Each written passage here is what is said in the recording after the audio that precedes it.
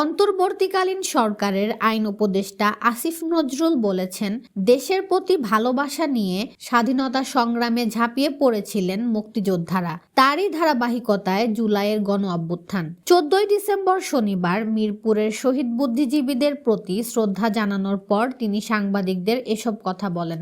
আইন উপদেষ্টা বলেন, জুলাই গণ অভ্যুত্থানে ছাত্ররা জীবনের মায়া ত্যাগ করে লড়াই করেছে গণতন্ত্রের জন্য, মানুষের অধিকার ও বৈষম্যহীন সমাজ প্রতিষ্ঠার জন্য।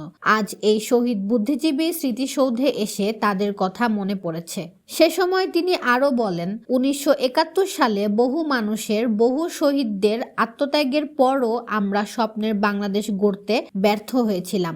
এক ধরনের মানসিকতার জন্য, একটা দলের ব্যর্থতার জন্য।